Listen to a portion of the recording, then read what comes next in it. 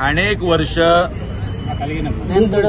महाराष्ट्रातील असेल, देशात असेल किंवा जगातल्या सगळ्या मराठी जनांची ही मागणी होती की या मराठी भाषेला अभिजात भाषेचा दर्जा मिळावा।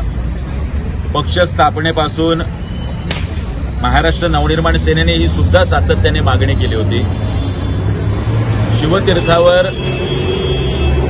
या देशाचे पंतप्रधान श्री नरेंद्र मोदीजी यांना पाठिंबा देताना सुद्धा स्वतःच्या पक्षाला आमदार, खासदार किंवा मंत्रीपद न मागता या महाराष्ट्राला आणि या माझ्या मराठी भाषेला अभिजात भाषेचा दर्जा द्या, अशी मागणी सन्माननीय राजसाहेब ठाकरे यांनी केली होती।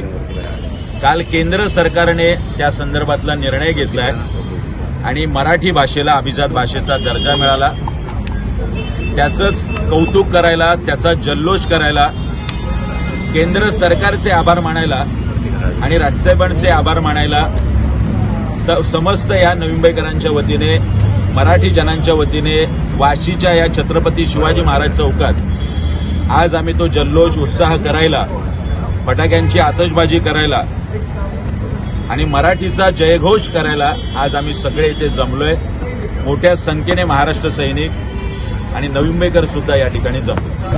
हे बघा, कुठल्याही रंगनाथ पठारे समिती, साहित्यिक रंगनाथ पठारे समिती होती आपली, केंद्रातल्या देशातल्या सगळ्या विद्यापीठांमध्ये मराठी भाषा आता शिकवली जाणार आहे। मोठ्या प्रमाणात केंद्र सरकारचं एक निधी या भाषेच्या संवर्धनासाठी आणि या भाषेत असलेल्या विविध बोलीभाषा आपल्या महाराष्ट्रात जिथे जाईल तिथे त्या पद्धतीची वेगवेगळी मराठी, मग ती कोकणातली मराठी असेल, विदर्भातली असेल, पश्चिम महाराष्ट्रातली असेल, उत्तर महाराष्ट्रातली असेल, या सगळ्या बोलीभाषांवरती संशोधन होणार आहे।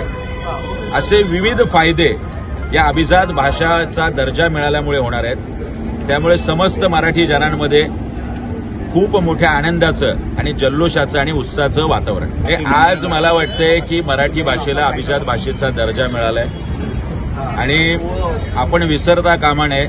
सन्माननीय राजसाहेब ठाकरे यांनी या देशाच्या पंतप्रधानांसमोर ही मागणी लावून धरली। मोदी साहेबांचा शपथविधी झाला, काही महिने न होता आज या भाषेला अभिजात भाषेचा दर्जा मिळालाय। कुठेही या संदर्भात निधीची सुद्धा कमतरता पडली तर सन्माननीय राजसाहेब ठाकरे या विषयाच्या मागे खंबीरपणे उभे राहतील, एवढा विश्वास समस्त मराठी जनांना।